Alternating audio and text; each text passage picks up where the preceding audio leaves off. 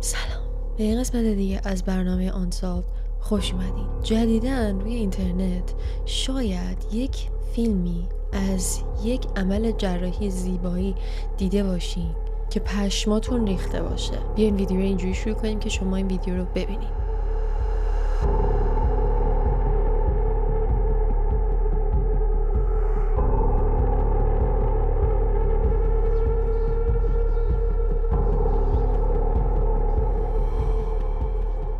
همچون که میبینین قبل از عمل جراحی قیافه خیلی عادی این آدمو داشتن و بعد از عمل جراحی انگار که از وسط یه فیلم ترسناک ورشون داشتی.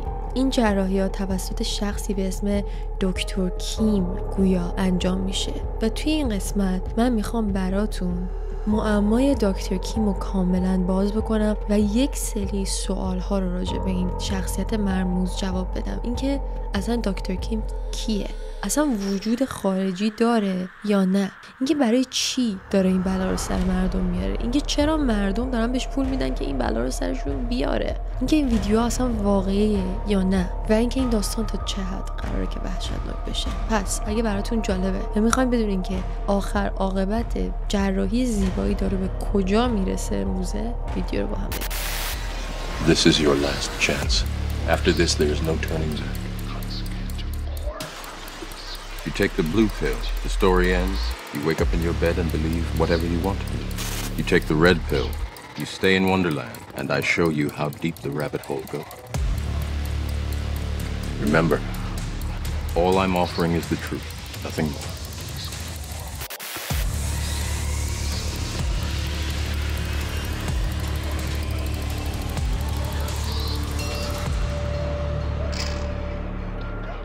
خب بیاین که اول وارد دل ماجرا بشیم و بریم روی تیک تاک پیج این دکتر کیم. چیزی که باعث شد این ویدیو اصلا از اول بترکه. این پیج 93 تا ویدیو داره، 93 تا ویدیو داره و همه این کسایی که یا اکثر کسایی که عمل شدن آدمایی هستن که سنشون بالاتره، تو 50 60 70 سالگیشونن و انگار که چون اعتماد به نفس ندارن همه میان پیش این دکتر کیم که قیافشون جوون بشه. و حتی وقتی کامنت ها رو نگاه میکنین میبینین که بعضیا دارن التماس میکنن که تو کجایی، برای منم این عملو میکنی، میشه منم جوون کنی. انگار نه انگار که نتیجه این عملا واقعا چقدر وحشتناکه. حالا بگذریم. یه دکتر دیگه هست که دکتر شریفه به اسم دکتر یون روی تیک تاک که معمولا راجع به عمل جراحی زیبایی توضیحات مختلفی میده. مثلا میاد میگه فلان خواننده اینو عملو کرده، فلان اون عملو کرده، این عمل بازخوردش به این شکله و حالا دکتر یون اومده به عنوان یک دکتر حرفه‌ای ریاکت و واکنش نشون داده به دکتر کیم و این ویدیو رو بیاین با هم ببینیم. منم دفعه اولی که دارم میبینم. Oh, what a good-looking older gentleman. He kind of reminds me of one of my neighbors growing up. Oh, they're pulling on his cheek. What happened to his face? Oh, what a beautiful young woman. I think she may have had a little bit of work done to her upper eyelids, maybe her lower eyelids too. What beautiful young woman. What? What happened to her earlobes? Oh, what a little grandma. She kind of reminds me a little bit of my grandma. Oh, what a sweet looking woman. What'd they do to grandma?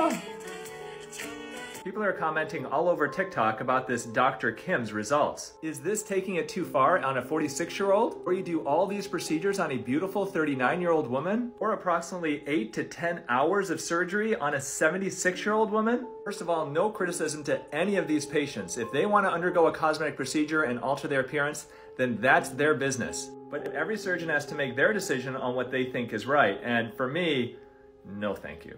این چه قیافه وحشتناکیه. واقعا چجوری آدم میتونه تو آینه بعد از این نگاه کنه؟ اصلا نمیفهم.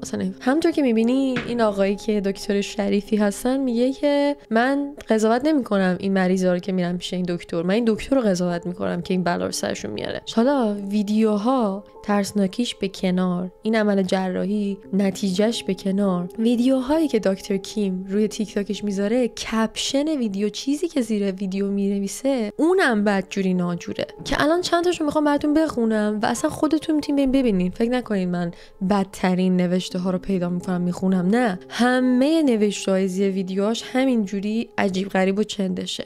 بذارین چند تاشو براتون بخونم. اولی، زن 52 ساله تازه از شوهرش طلاق گرفته، اومد پیش من و به ما گفت من میخوام جوانتر بشم و من میخوام خودم باشم، پس در نتیجه ما اینو بهش دادیم. الان خیلی به نظر جوانتر میاد، نه؟ یعنی چی؟ یعنی چی؟ چقدر مریض باید باشی به عنوان دکتر؟ داره میگه که شوهرش زنه رو طلاق داده، اومده پیش ما، اعتماد به نفسش از دست داده، اومده پیش ما گفته منو جوانتر کنین، خوشگل‌تر کنین، البته هنوز خودم باشم، ما هم شبیه عجوزه کردیمش، الان دیگه خیلی خوبه. مگه میشه هم چیزی بنویسه؟ دومی، یا خدا مثلا میتونم این زیراشو بخونم این وقتی اون پایینیه بهم زل زده این شکلی. خواهر 58 ساله من از ژاپن به یک دختر بچه تبدیل شده بعد از اینکه صورتشو کشیدیم.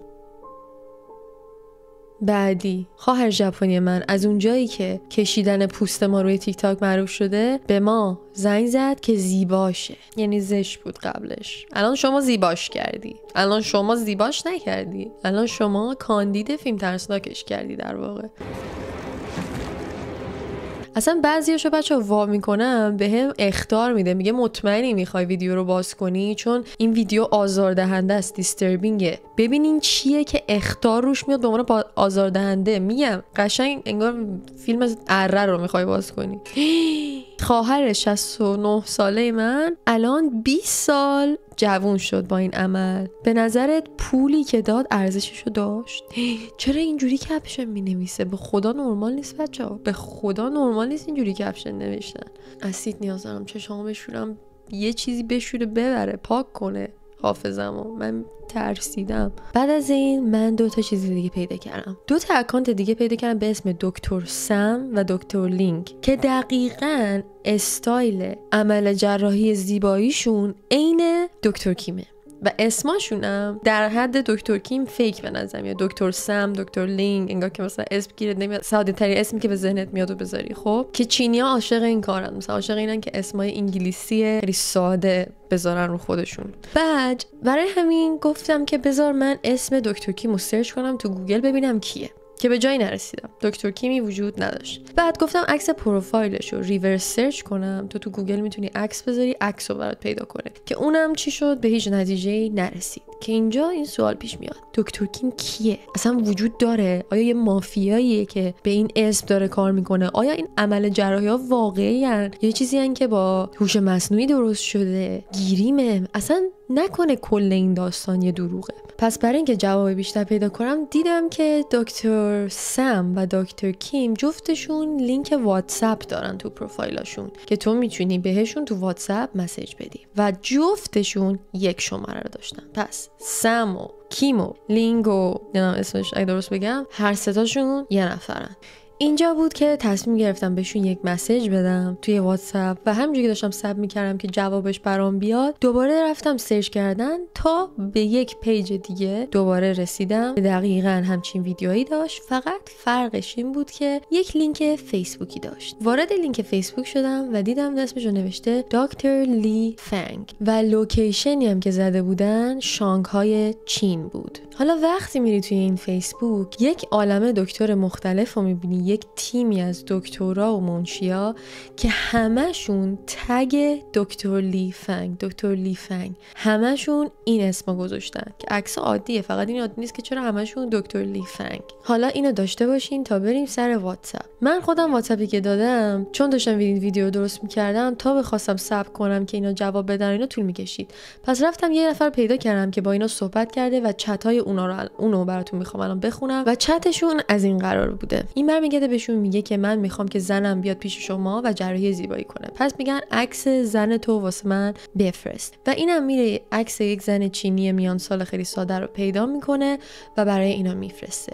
در جوابش اول برمیگردم بهش میگن وای چقدر این زن زیباست، خیلی خوشگله، و بعد که ازش تعریف میکنه میگه که یه مینی فیس لیفت بهش بدیم، مینی کوچولو کوچولوهاشو حالا الان بهتون نشون میدم عکس کوچولو منظورش چیه، که حالا اگه این کارو بکنه این شکلی میشه اون شکلی میشه. و بعد این پسره میخواد که چند تا عکس به عنوان مثال از این مینی کوچولو فیس لیفت بفرستن و چیزی که میفرستن واقعا من خواب از سرم نصف شب که داشتم اینا رو ریسرچ میکردم کاملا پرید و شما هم الان ببینم که شما چه حسی بهتون دست میده.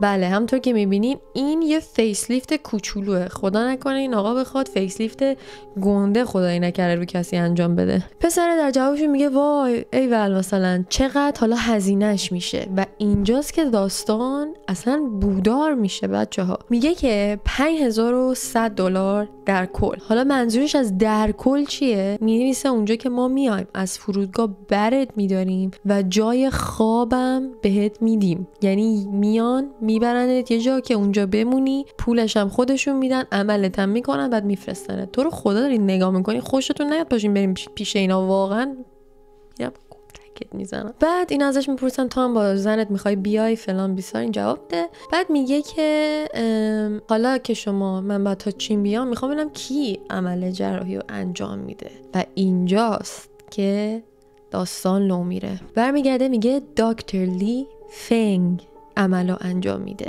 همون دکتره که فیسبوکشو به زور ما پیدا کردیم. اینم برمیگرده میگه چطور؟ من که فکر کردم دکتر کیم انجام میده، من از پروفایل دکتر کیم شما رو پیدا کردم، من میخوام دکتر کیم رو این عملو انجام بده. اونم میگه نه ببین اگه بخوای فیستو کانتور کنی دکتر کیم حوزه کاریشه، اما لیفتو دکتر لی فنگ انجام میده که مشخصا یک دروغه. نه دکتر کیمی وجود داره، نه دکتر لینگی وجود داره، نه دکتر سمی وجود داره، نه دکتر کوفتی وجود داره. همه این داستان یک مافیا و یک اسکمیه که تبلیغات بکنن برای کی؟ برای یه دکتر، اونم دکتر لی فنگه که یک تیمی از کارکنان رو داره که به اونا هم یاد میده و اونا هم به همه به اسم خودش تبلیغ میکنن. حالا انگار که یه جوری میخواسته صورت و اسم خودش رو پنهان کنه، مخفی بمونه از اون نفرتی که بگیره، از اون ورم مشتریاشو بگیره. و اینجوریه که توی 6-7 تا پروفایل میلیون ها تا ویو میگیره، ملتو خر میکنه که پاشن بیان چین، صورتاشون رو